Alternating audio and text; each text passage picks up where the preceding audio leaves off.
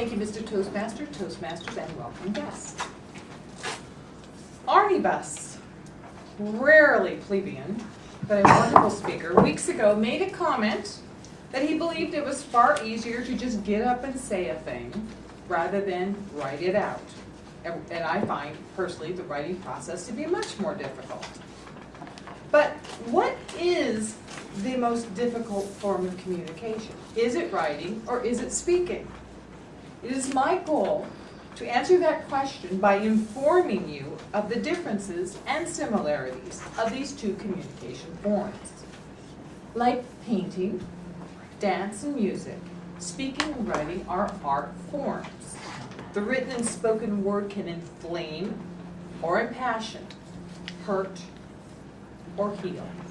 Individual souls, families, schools, and nations, they can be drawn into great and small action, as perhaps no other art form can do. Sticks and stones can break my bones, but words can never hurt me, is simply not true. Written or spoken, bully words can hurt, and loving words can heal. In comparing the two, writing must be much more precise than impromptu speaking. We literally must write pictures. Just a simple description in words alone entails creating a certain image transferred from text into the audience's brain. For example, just today, a writer wished to convey a happy, confident individual and wrote, "She nearly catwalked up to the lectern. Her posture, hair, and demeanor, picture perfect, yet gracious. There was no doubt the lady had performed before." Without uttering a word, she scanned the audience with gratitude, and with her beaming smile added warmth to the room. It took that author over an hour to write that. Every single word was painstakingly chosen to evoke the image of that speaker. The audience reader has no idea that the actual woman writer would be terrified to open her mouth except to her cat. Writes in her pajamas that are covered with coffee stains and hasn't brushed her teeth since yesterday. Writers have the power to transform their space and themselves into multiple realities and people without leaving their seat. Conversely, when impromptu speaking, a person must actually have to have the courage to march up to the lectern, look at the audience square in the face, smile and speak while looking terrific to create that same audience reaction. There are some people who find impromptu speaking exhilarating, and it is a lot less work than writing. However, once up there, a speaker needs to have something to say that would charm or interest the audience using body language and knowledge of the topic and a willingness to accept public humiliation should she forget what the heck she was going to say or says the wrong thing. For good or for ill, once it's said, it is indeed said. The writer knows that writing is a contract.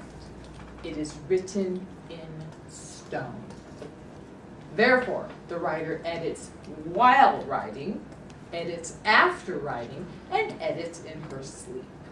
She may write and rewrite passages, words, and phrases, and she often falls in love with every single syllable and cringes at the thought of a reader or a speaker skipping a word or a line that was simply divine. As far as many writers are concerned, words aren't strewn together at random, they are choreographed with precision. These words, our essays, our stories are born of us. They are our children. And to alter them is painful to the point most writers never publish.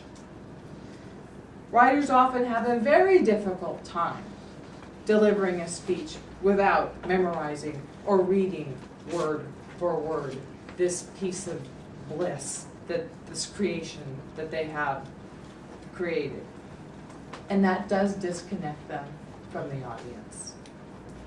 Finally, using the power of speech in conjunction with powerful writing is the most effective way to communicate with an audience. Political leaders attempting to incite countrymen to action, like the formidable writer-speaker Winston Churchill, he roared, "We shall fight in the streets. We shall fight in the hills. We shall never surrender." And fight Britain did. Hallmark cards understand from birthdays to funerals and everything in between. Greeting card companies use well thought out words to bring us comfort and joy. In conclusion, what is the most difficult form of communication? Writing or impromptu speaking? The answer is neither is difficult with practice and desire. We are learning this through Toastmasters. And with similarities and differences aside, it is the magical combination of the two, writing and speech, that entices an audience to spend billions of dollars supporting publishers, television, the movies, theater companies, and politicians to entertain, inform, persuade, and inspire us.